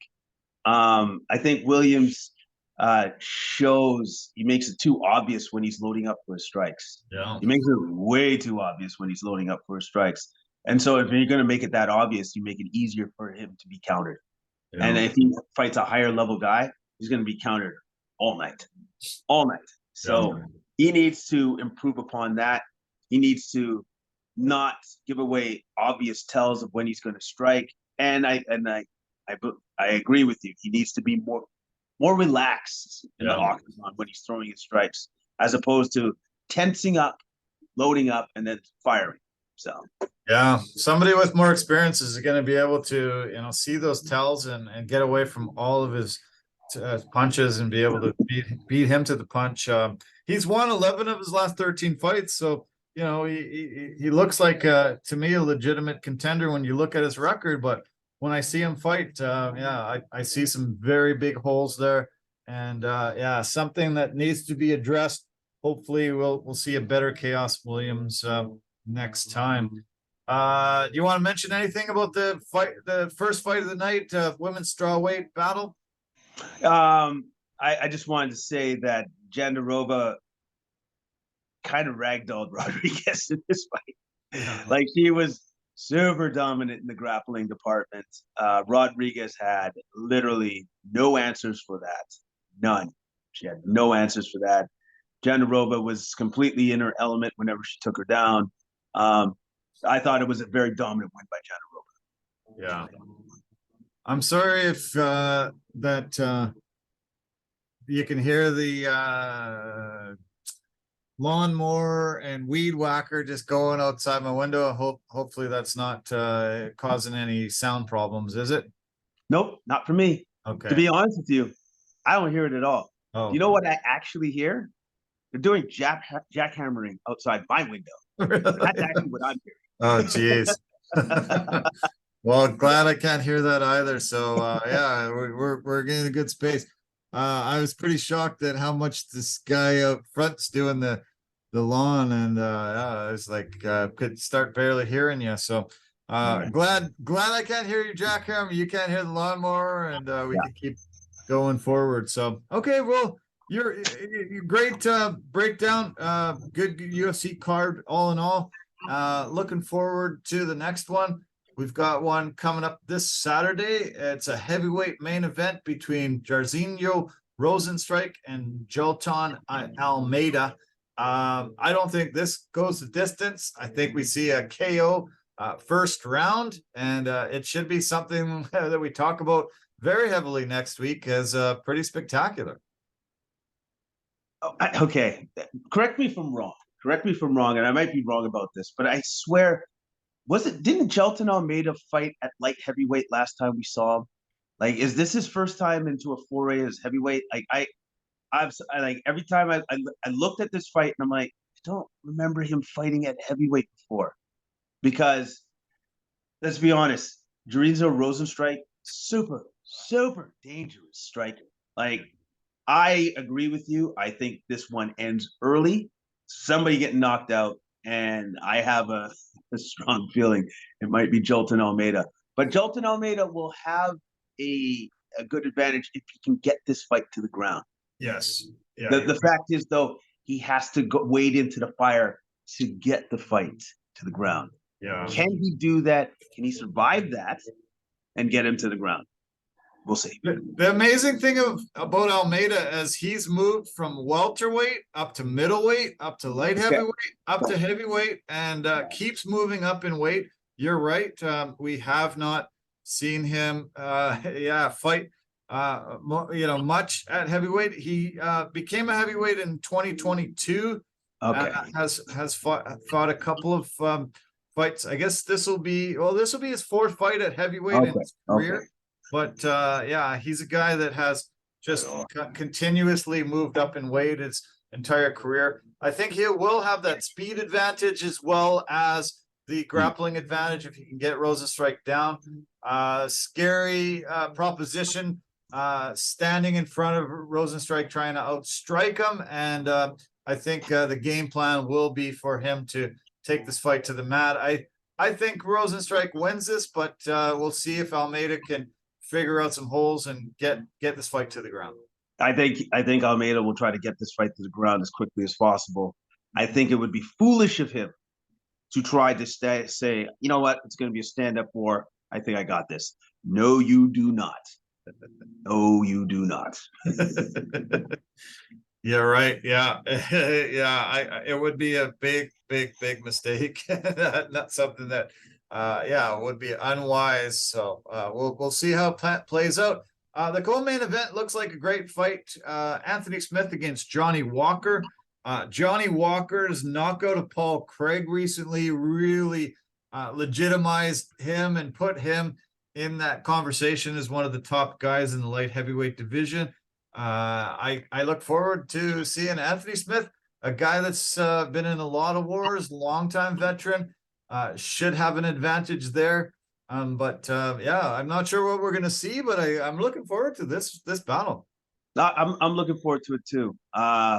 Stylistically, I think this is going to be a fantastic battle. I think they're going to fight each other at every level in this fight, and I'm just looking forward to it. I think it's going to be a great fight. And now, as I look at this main card, this is probably one of the best main cards for fights I've seen in quite some time. Yeah. Just for the quality of fighters and fights, like this is a very, very good main card. Like especially with Daniel Rodriguez Ian Gary fight. That's a great fight, man. Yeah. I look forward to that fight too. I do not really know how that's going to play out, and that's a great thing about that fight. I have no idea how that's going to play out. I think it's Yeah. going to basically be on his feet. But Ian Gary is good enough that he can mix up the grappling and the striking. So Yeah, I really like Ian Gary. The Irish fighter has been doing great. I liked his last few performances. That fight against Song Kenan was a great win. He's had he's undefeated and looking like he's rising up the ranks. D-Rod is super tough. One of the most athletic guys. Really brings it every fight. Loves fighting in a phone booth and just going at it. So yeah, I'm looking forward to that. Tim Means and Alex Morono, really good way to kick off the main card. This is a very stacked card with a lot of great battles on it. Matt Brown, Court McGee should be a great way to finish off the prelims. Yeah, a lot of really great matchmaking fights up and down this card. yeah, great fights, great matchmaking fights, especially with the two vets to finish off the prelims with Matt Brown and Court McGee. So we got word that the fight between Amanda Nunes has been shifted. Broken rib took her opponent out of the fight here in June now, and Irene Aldana will step in. You said that you didn't see much changing in the trilogy fight between Nunes and I don't know why the name escapes me. Juliana Pena. Juliana Pena, yeah. Why it probably was going to turn out the same as the second fight, but Irene Aldana steps in. Do you see her having a legitimate shot at Nunes in this one?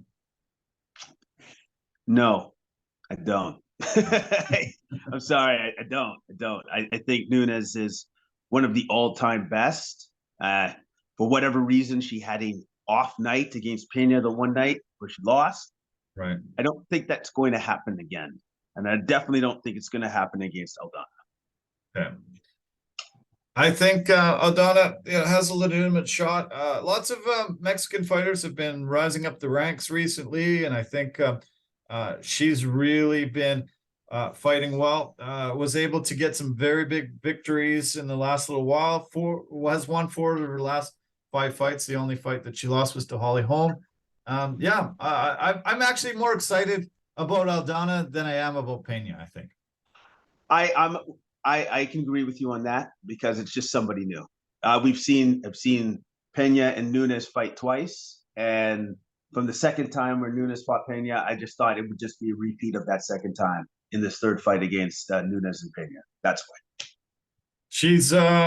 She's got 14 wins, 8 by knockout, 3 by submission. So yeah, she's I don't think she's no joke. She comes in at as number 5 ranked fighter, but yeah, I think yeah, I give her a legitimate shot against Nunes. Nunes has shown she can be beat. I think if she is able, Aldana is able to look at what Pena did in that first fight, yeah, maybe she's beatable. I'm really excited about the co-main event in Vancouver, though. Oliveira against Dariush. Man, these two guys are just 2 of the greatest fighters in the UFC, and having them face each other, I think this is amazing. Yeah, that's a great fight. That is an absolutely stellar, great fight. It's going to be. But if you're going to pay all that money, thank goodness that fight's on the card. That's all I can say about that. I was up in Squamish, and our girl Holly that fought last week, there was signs up in Squamish saying, "Way to go. Congratulations on your first UFC win." It was very, very cool to see that Squamish getting behind their girl and yeah, getting that big victory last week. Very cool. No, that's super awesome. That's fantastic. It's always good when the community comes gets behind you and has your back. I'm looking forward to seeing Canadian Mike Malott fighting on the card. Marc-Andre Barrio, the power bar. We're going to get to see a few Canadians here, as always. Hakeem Dawodu is fighting. And yeah, let's hope we get to see a few more Canadians brought into the card.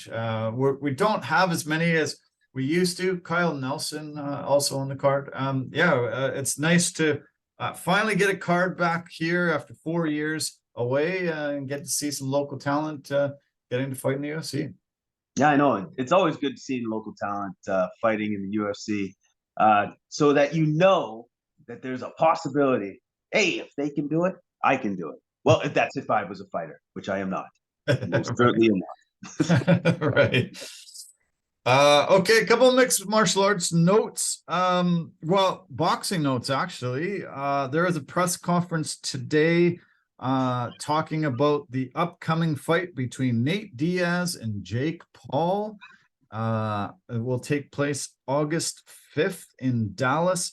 As long as Nate doesn't go to jail, he is facing a felony charge of allegedly choking out a guy in a street brawl that happened in New Orleans about 2 weeks ago now, I think it is. This is a YouTuber that got a little mouthy, I think, and Nate decided to end it by giving him a guillotine choke, and just like Kennedy did in this one, dropping him onto the ground and walking away. Unfortunately, the police got involved, and he's being charged with this, and we'll see where this shakes out. But Nate Diaz, Jake Paul is supposed to happen in August. Are you excited? Okay. Yeah, you know what? I'm sorry. It's really hard for me to get up for these fights, because Jake Paul is very good at cherry picking his opponents, which are, okay, so now you're retired, you're in your 40s. Looks like you're easy pickings for me. I'm going for it.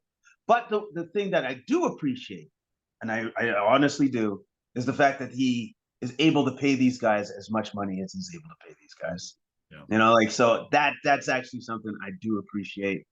I love the fact that that's happening, and I love the fact that Nate is just like, well, you know what? I'm doing this, and I'm sure it's going to be an actual pretty sizable payday for Nate.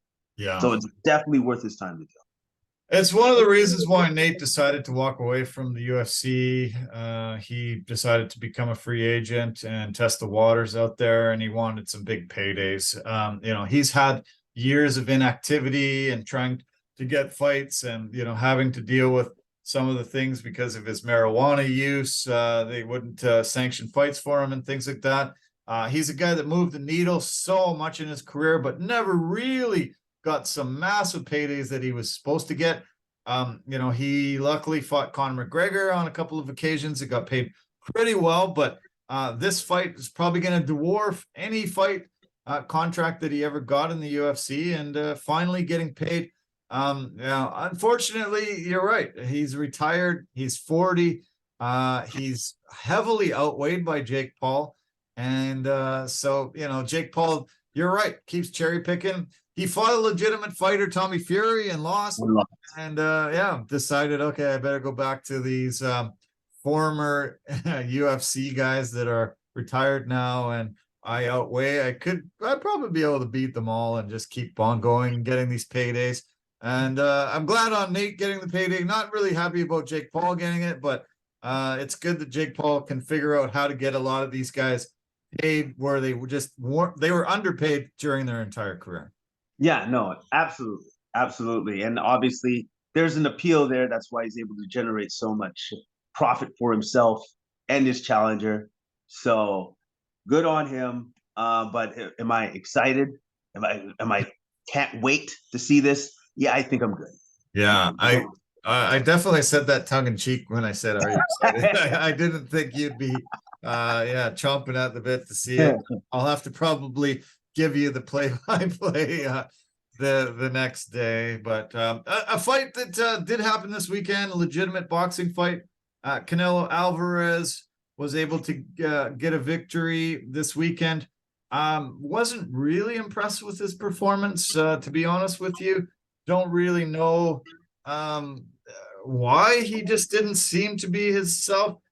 He beat John Ryder in a decision, knocked him down in the 5th round, had him in trouble on a couple of occasions, but this is supposed to be, you know, one of the top pound for pound fighters in the world. I thought he would easily dispatch this guy. He said he wants to fight Dimitri Bivol next and avenge that loss. I told you that I watched him fight in that fight, and he looked very overmatched, unable to beat the bigger man. And he said that that's who he wants next. I think this is a mistake for him. But yeah, were you surprised to hear that Canelo, you know, went to a decision against John Ryder, who's, you know, really not one of those top guys that he should be fighting? And you know, I didn't foresee him having trouble with this guy. It feels to me like he's just losing some steam now. Right. Like he's losing maybe his edge a bit. Right. You know what I mean? Like it just Right. that's what it is. I think just with time, the amount of professional fights he's had, compounded upon the amount of amateur fights he's had, maybe his body is beginning to say, I'm not reacting the same way as I used to. Right. I'm just not being able to do it. Like his career record is still absolutely unbelievable, right? But at the same time, you know, Father Time gets to us all at some point. And if you look at the amount of fights he's had, how long he's been doing this for, maybe things are beginning to catch up to him now. Yeah, good point. Yeah, I think that's bang on. He doesn't look like he's hungry anymore. I think wearing soap pajamas around the house every day. Yeah, not having to struggle anymore. I think yeah, he's lost that edge, and he just doesn't seem to have that that type of Canelo fire that we were you know, all in love with and wanted to watch him every fight. We'll see. I don't know if this rematch happens or who he fights next, but yeah, he yeah, I really wish I hadn't wasted my time, because it wasn't a fun fight to watch, and he's not the same Canelo. Yeah, he looked like a different guy for sure there. Speaking of boxing, there seems to be this seems to be close. This seems to be something that I think is going to happen. Saudi Arabia has stepped up and put on some of these cards recently, spending massive amount of money in the world to sport wash. They have decided they want to put on a heavyweight boxing tournament, and they have guaranteed some massive paydays to the 4 fighters that they want in it. Have you heard of the money that they're talking about? First off, this is new to me. Okay. So I don't know who the 4 fighters they want. So do you know that? I do. And then secondly, I have okay, I'm gonna guess. I'm gonna throw out a number there. Tell me if I'm above or below. All right. Yeah. So I'm thinking like the top prize. These are rich. 50 million? Am I close? No. Oh man. So I was low. Yeah. Ah, yes. Definitely worth my time. Yeah. Yeah. So this is gonna be Fury, Usyk, Wilder, Joshua. Fury's guaranteed 90 million. Usyk 50, Wilder 50, and Joshua 30 is what the numbers that are coming out for this heavyweight tournament. I don't know if they're going to put Fury up against Usyk first, or they're going to put him against Joshua first, and then Usyk Wilder, and then those winners face off each other. I don't know if that's been totally determined yet. I saw that it was Wilder, Joshua, Fury, Usyk in the early stages of this putting together. So that doesn't make sense to me, but you know, $220 million guaranteed to these 4 guys. Usyk, you know, still getting paid very handsomely, 50 million, but Fury driving the bus and getting $90 million for 2 fights is pretty impressive numbers. I think first off, for Fury, this might be a no-brainer because like it's $90 million, and it's just like bang, you get 90 million. Win or I don't know if that means it's that win or lose. Yeah, I think so. Yeah, guaranteed, and I think possibility of making more if it reaches a certain pay-per-view buys and stuff. Okay, so I think then it's a no-brainer for everybody involved. Yeah, I know. Finally, we're talking about it's a no-brainer. Like, it's a no-brainer. Why can't this happen? Like, everybody should be running to the table to put their pen to the paper and sign this contract because we've always been told that this can't be done money-wise. Everybody's going to be so rich coming out of this. Why wouldn't you? Like, for me now, I'd be like, okay, so what's the problem? What's holding it up? Like honestly, yeah. What is the problem? You win or lose, you walk away with 50 million. Win or lose, you walk away with 90. Maybe Joshua wants to get at least 40. I don't know. Either way, that everybody's making a ton of money. So, and if it's always just about making the money, well then there it is. There it is. Yeah. There it is. Like if this doesn't happen, then it's like, well then forget it. Like honestly, I would be like, give up. Just give up, man. Because that has to be enough money. That's got to be enough money, man. Yeah. Yeah. Francis Ngannou is not in this conversation as of now, which is a little bit unfortunate that he's missing out. There's a lot of talk that Francis has made a massive mistake leaving the UFC, but supposedly he's wanting about 20 million. And nobody's stepping up so far. I heard one championship was the only one that was close, and Demetrius Johnson was able to win in the one championship battle this weekend and continue his superiority at that division and prove that he's still a very legitimate fighter and one of the best to ever lace him up. So good on him. We'll see if Francis can get the paper signed, but I'm excited about this boxing news. Saudi Arabia has had some big cards recently, handing out some huge money to these boxers, and they got the money, so we might as well just make this happen. I hear December is when it's finally all going to take place. So keep our fingers crossed. I can't wait. I want to see these guys all fight each other again and make it happen. No, I definitely want to. This is actually something that we've all wanted for so long. And we just didn't realize that we needed the Saudis to step in to make it happen. Yeah. So now with this actually happening, maybe for some of these dream fights that we want that just keep falling through, do we have to get the Saudis involved? Is that what has to happen? Like every time we want to have these dream matchups, like I still want to see Errol Spence and Terrence Crawford. So now does Terrence Crawford have to reach out to the Saudis and say, what do you think? Yeah. I think we can, make something happen here? I'm sure the Saudis go, well, if I look behind me, oh, would you look at all that gold? Yeah, I think we can do something for you. I think we can help you out. Yeah. Well, we've seen it happen in a few sports. Golf, the golfing world has been absolutely shooken up by the Saudi money.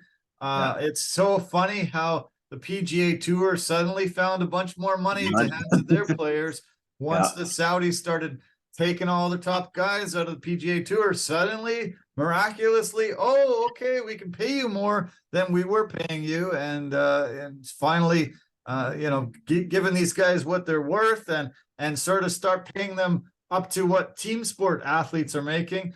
Saudis have been able to shake up a few sports with their money, and I think this is happening in boxing, and there's nothing we can do about it. There's going to be, some Americans all up in arms about this, but money's coming from somewhere, and it's, finally helping these athletes.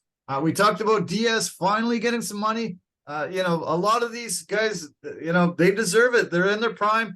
It's what we want to see. We're willing to pay some big money to see it. Let's make it happen. If it has to be Saudi money, it has to be Saudi money. Well, yeah, exactly. Like the money's coming from somewhere. And it's just about it's about cementing your family's future with that kind of money and all that sort of stuff. And also too, the fact that these guys actually do put their lives on the line every time they step in there. Yeah. I say that and I mean that because what was it, a couple weeks ago, where one of the boxers, I want to say from Manny Pacquiao's country, in a coma from his Philippines. last boxing fight. Manny Pacquiao stepped up, said, "I'm going to be taking care of his medical expenses and everything else." But that's the risk that you take whenever you step in the ring. So yes, if you're one of the best, you should absolutely be handsomely compensated, because you're going to take damage, and sometimes that damage will stay with you for the rest of your life. Yeah. Yeah, for sure. Oh yeah, boxing's no joke.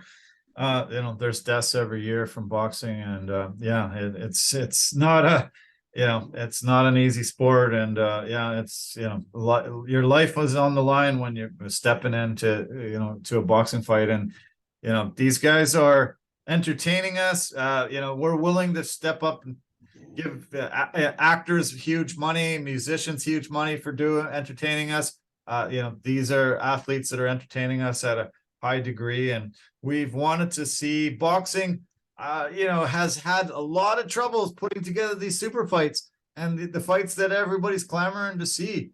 You and I have talked about it many times on this podcast, how boxing has been passed in popularity in North America and many places around the world, because they will not put these fights on that everybody wants until these guys are over the hill. It's too late. We don't have as much appetite for it anymore.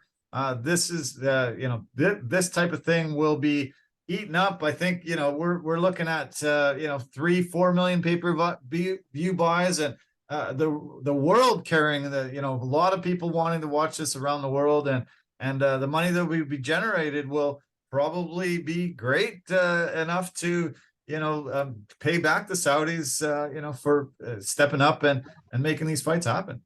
No, absolutely, because like there's profit to be made, even with the crazy numbers that we're hearing. They know that all we got to do is just try to make it happen, and if we can make it happen, make these guys happy, we will get our profit back. Because who doesn't want to see that tournament? Yeah. Tell me, who wouldn't want to see that tournament? Okay. I would gladly pay whatever that pay-per-view money is, the $90, whatever you're going to charge me, because that's fights I absolutely want to see. Yesterday, there was a big day in sports, and money was put down by season ticket holders of the Chicago Blackhawks. Supposedly about $3 million were put up yesterday when they won the draft lottery to draft the local North Vancouver product, Connor Bedard, first overall. They won the draft lottery. Another stake in the heart of Canucks fans who did not move up in the draft lottery and will draft 11th. The guy right in their backyard, if they would have been able to tank, which they should have done this year, had that shot and legitimized this organization, given them a legitimate shot at a Stanley Cup in a few years. Immediately, $3 million was put down for season ticket holders for Chicago Blackhawks yesterday when they heard the great news that they won the draft lottery and they moved up a couple places and were able to secure that spot. And, it's a no-brainer. Connor Bedard is going there. And as soon as Chicago fans heard, boom, racing to the box office, throw their money down to get tickets. Now, I got a question for you, because I don't know much about this kid. But is he supposed to be literally as good as Connor McDavid? Yeah. He's actually had better numbers than McDavid had in his junior career. He's had numbers like Wayne Gretzky's had in his junior career. This is a guy that's a can't miss prospect that is just absolutely blowing people away with his skill.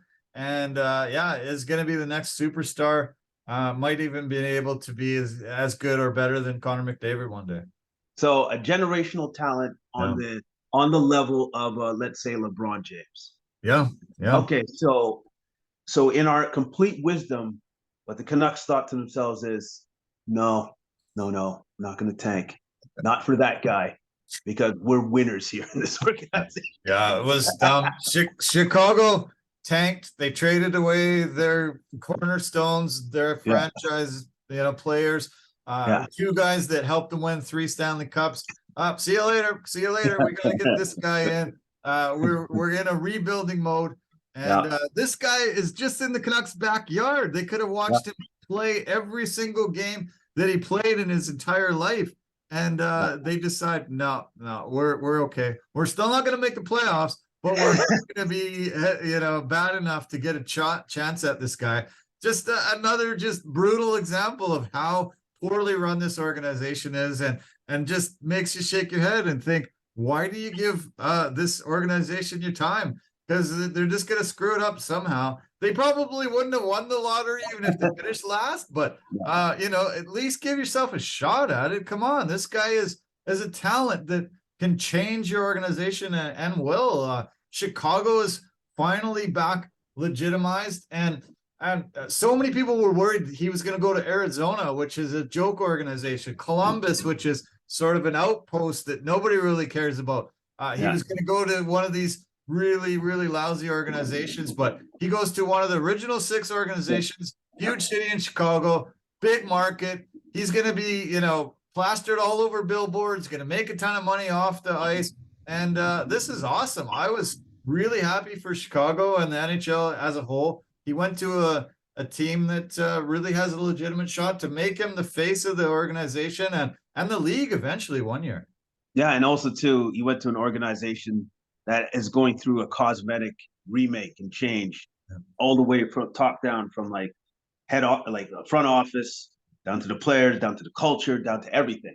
Yeah. And if you want to do that the right way, it's great to start with a player of that caliber, and so that you can build yourself back up again. So that's good. Yeah. I'm going to talk next time I talk to him. I'm going to say you called him the LeBron James of hockey. See what he has to say. And I think he is. That's not a bad guy to aspire to. One of the greatest of all time. No. Definitely tell him that. Tell him that I said that. So thank you so much. Thank you. Okay, buddy. Well, we got to wrap this up. I'm heading to the golf course anytime. Thanks for doing this. Sorry we had to postpone it a little bit, but I'm glad we did it. That was a fun podcast. Lots of great stuff to break down, and have a great week ahead. Really good to see you last week. We are getting to see each other again. I guess it's tomorrow night. Yeah, so I look forward to that, and enjoy the rest of your day, man. Thanks a lot. All right, you too, and good luck on the course. Okay. All right. Appreciate it. Okay. All right. Bye for now. Bye for now. Okay. Well, as I said, got to wrap this up. Heading to the links, play some golf. Thanks for sticking in. Appreciate it. Appreciate all the support lately. Wow. It's been really, really great. Loving it. Thanks so much for everybody weighing in all the time. Lots of great subscribers, lots of great comments, likes. Thanks for all your support on social media as well as here on YouTube. And that's pretty much all I got to say. Enjoy your week ahead. Enjoy the sports. It's a great time of year for sports. Lots going on. And take care of yourself. Really love you, and bye for now. We'll talk to you soon. Take care.